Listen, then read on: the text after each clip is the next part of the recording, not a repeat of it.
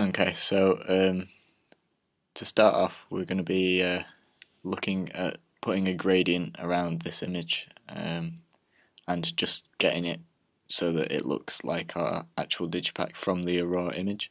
So to start with, we're going to crop the image.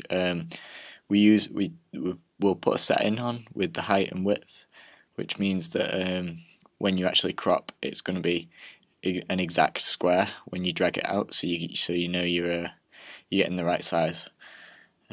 So you just put that in the center of your image and click enter, and it'll crop that for you. There you go. So now we're going to look at the color that we've used. So we're just looking at brightness and contrast to start with.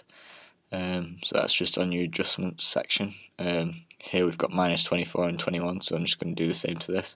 So in add adjustments, click brightness, contrast, and drag it to when it gets to -24 and 21. So I'm just getting that done there. So as you can see, it's changed it. It's only very slightly, but it's just to get it more of a desired look to Becky on model. Also, we're looking at we did a hue and saturation, which meant that the colours were less vivid when we decreased the saturation, which meant that she looked a bit more cold and like scared almost, which is the look we were going for both in the music video and the Digipak. So as you can see, the colours just have gone down a little bit as we decrease the saturation. Now we're going to be looking at adding a gradient tool around the edges of the image. This made it look like she was being encased by darkness, which was another look we were going for.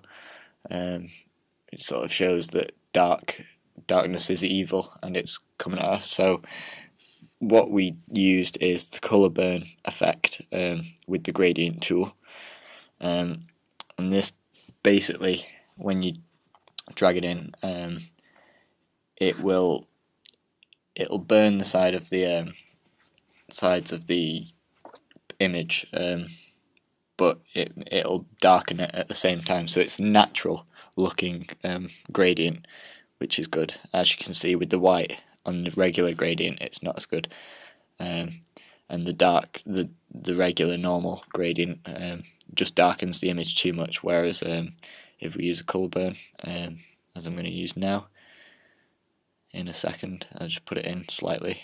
You see, it's very strong darkness, but it doesn't take up the whole image.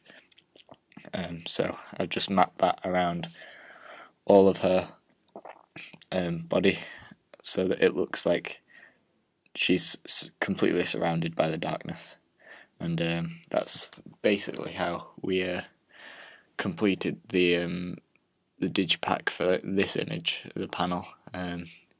We did add some text as well, slightly, as you can see in the other original, but that's more basic, just adding text and dropping it in, whereas this was the more technical side of it, and it required a bit of looking around to see how the colour burn worked.